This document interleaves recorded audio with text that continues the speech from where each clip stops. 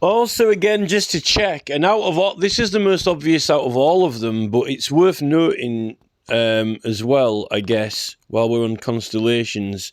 So, Uffington, the thing with the Uffington horse is this, that when you look at Pegasus, it's known as the winged horse.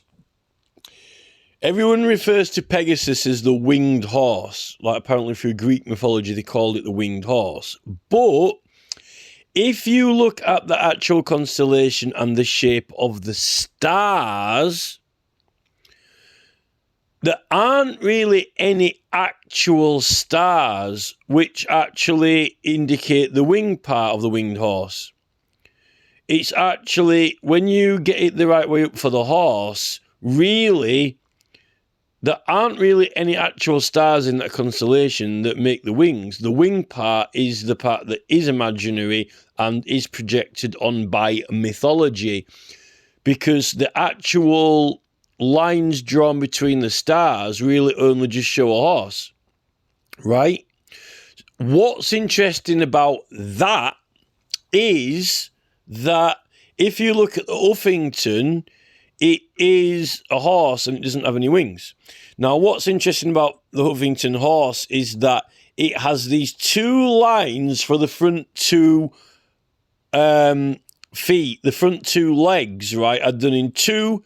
The style of the drawing is done with two separate lines, with their head above it on a long stem. Well, that's exactly how the horse constellation is. It's got a long one line for the head and then one line for each of the front two legs that are up. Well, the Uffington horse is done similarly. It's got a long line for the head with the two legs up. Now, what's interesting is for the actual head part, they use a kind of square box shape, right? Now, there isn't a square box shape in the constellation, but it does have a box shape as part of the official main body part of it, is a box shape. That is, I think that is relevant, that it's actually got a box shape on the horse. There's a horse which has a box shape on it, right? The horse has a box shape on it, and in the box shape is actually a dot, which is almost kind of like a star as a dot, interestingly enough. One of the stars is the head of the horse. The head of the horse is a star. I'm in a group that is all about the Uffington horse, and it's all about, the Ridgeway and Uffington Camp and Whelan Smithy. But I've not actually really seen too many people do talks about the star constellations.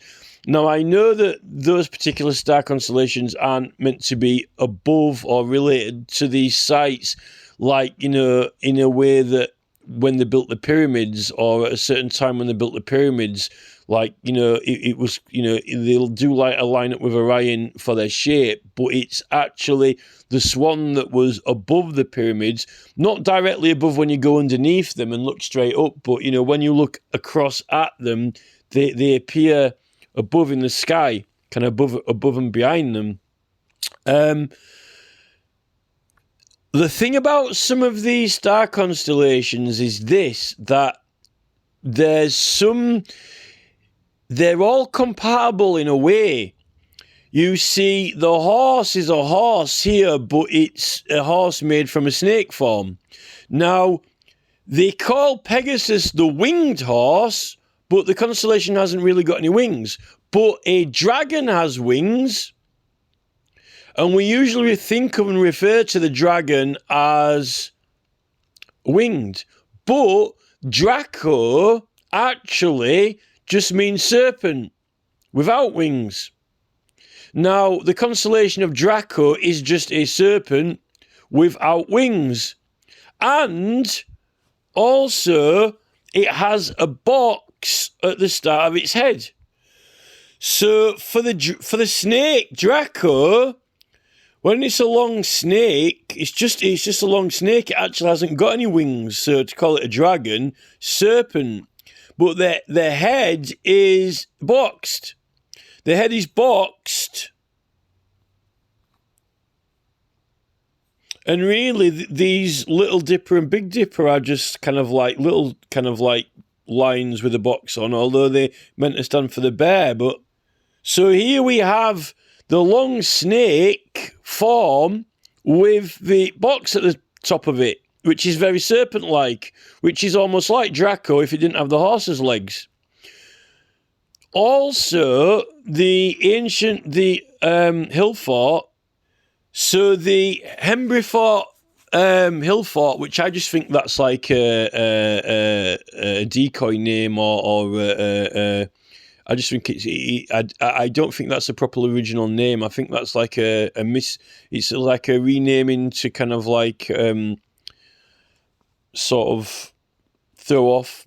I think that the whole theme of the Welsh dragon and the Welsh flag, Cambrian Chronicles did a video on it. The thing with this is it is guarding the entrance to, from the actual snake-like tail part of England, the southwest, where it's narrow. It's actually guarding the entrance to there, so it's actually visible from space. It's so much bigger than Maiden Castle in its entirety, although the hill fort part is only small on the head of it. But when you take the whole site into account, it's almost like Maiden Castle is the egg of the dragon, really. Well, it can be seen as a long the thing with this site is it can be seen as a long serpent with a head, or it can be seen as a dragon with wings. Now that's interesting because on their head is an actual box, a hill fort. On a hill fort, and this hill fort was a proper marked out hill fort, box shape on the head of it. Now, if you are a people, a culture, with these places as your home, where you live on them, and they're in animal forms and shapes, like your actual hill fort is in the head of a ginormous reptile beast, which just happens to be similar to the scales of the immense experience you enter in a psychedelic experience trip, like ayahuasca as well. This giant kraken or dracon, or giant dragon, giant beast, some people refer to it as the mother goddess. You would be quite proud of that if you had if you lived on it. And if also other tribes had certain tributes to this snake, Draco beast. The themes bouncing around between these constellations and apparent in many of them, although some of them are ditching the wings or keeping the wings. It's almost like the snake. One minute it's a snake, then it's a dragon, then it's a snake, then it's a dragon. Oh, look, it's Pegasus. It's horse, but it looks very serpent-like. And then actually in the constellation, there are no wings in the constellation. Pegasus, the winged horse. Now, if it's just a horse, and that's what the star constellation shape is, and it pretty much matches the Uffington one, and the only reason you would think of wings on it is because it's up in the sky. So people would start saying, oh, the horse up in the stars in the sky. It was a flying horse then, right? There's no wings as part of the actual star positions. That's just superimposed on. And this seems to be what happens with Draco. Draco is just a snake. Actually, the word's meant to be for serpent, but we end up with dragon, which has wings on it. So there is... the more and more we get into this, the more and more evidence that... This is all I'm saying. The more and more Howard Crowhurst is telling us, well, it turns out that, there's this mathematical equations measuring the planet. There's all this calculations, all this knowledge. I think it goes way, way back, before even the Greeks and Pythagoras. It's ironic. Oh, Pythagoras, Pythagoras, Python. It's not even half of it. Pi, part of the pie. Part of the circle. Pythagoras. So that's not even half of it. This is the thing. Before the Greeks were even writing down these things, thousands. I think Howard Crowers might have said 2,000 years or 1,500 years before the ancient Greek mathematicians. We've got people at Stonehenge measuring the size of Earth, calculating how big Earth is, through alignments and how fast the sun and moon can move through the sky. And they're therefore doing a calculation that if it's moving at that certain speed and it takes that long to go around, and if it from that place to that place it covers that much of distance, then what is the entire distance going to be if you multiply it by that time it takes to go around, from that hill to over the top of that hill to over the top of that hill or whatever? Then this is the thing.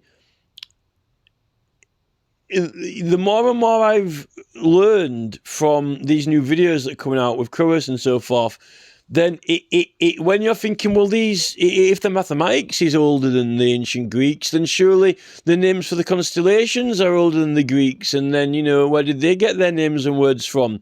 Well, there was a language before the ancient Greeks. And it turns out that 1, 2, 3 in India is the same as 1, 2, 3, in Ireland, in Gaelic, and it's very, very old. And it turns out we've got these very, very old sites, thousands of years before Christ, and it turns out that many of them are perfectly match these constellations, which are extremely well known, possibly handed down through verbal traditions and oral traditions, oracle, oral.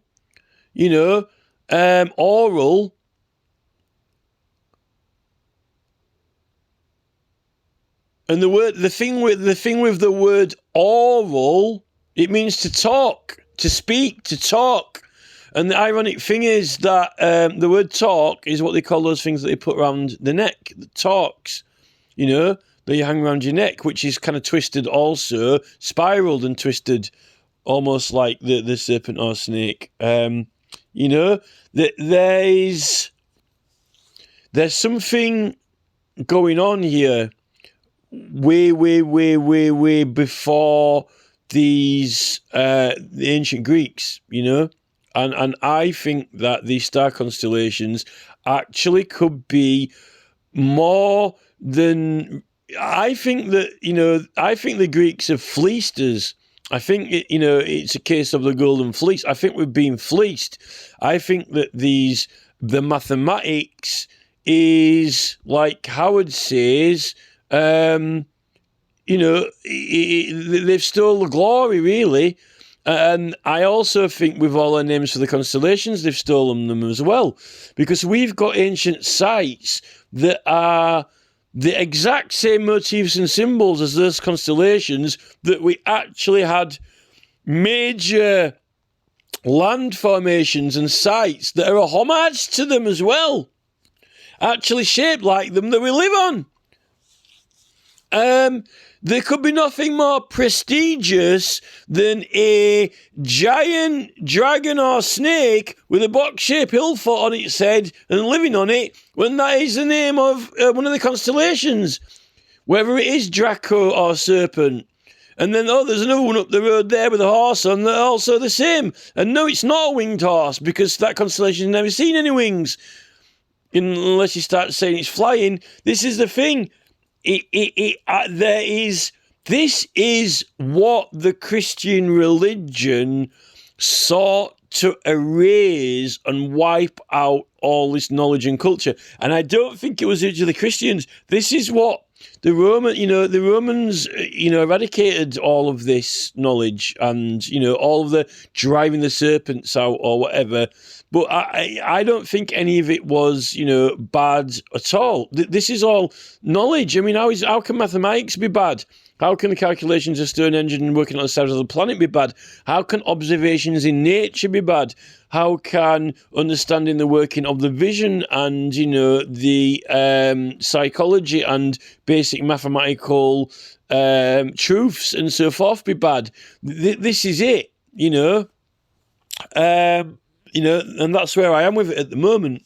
And the more and more now I'm learning from these various different groups that are showing us all these sites that we didn't know about and all these different places. And then when you start realizing the words and the meanings and they're older than that, for me, it's all coming together for this very, very, very old ancient culture. And there is evidence for it all over.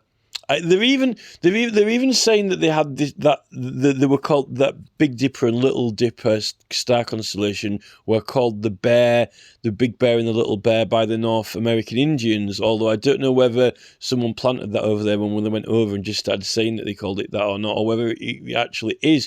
But if it is, then even the American Indians ended up migrating there from somewhere. So it could even go back as far as when they moved into North America, that's how old it could be, those constellations, the bear constellations. So the oral tradition of those constellations could go way, way, way, way back, with 5,000, 10,000 years back through oral tradition. They could have been kept. And once people start referring to those and know them very well in the sky, then it gets remembered and passed on and passed on and passed on very well without having to need it written down on paper.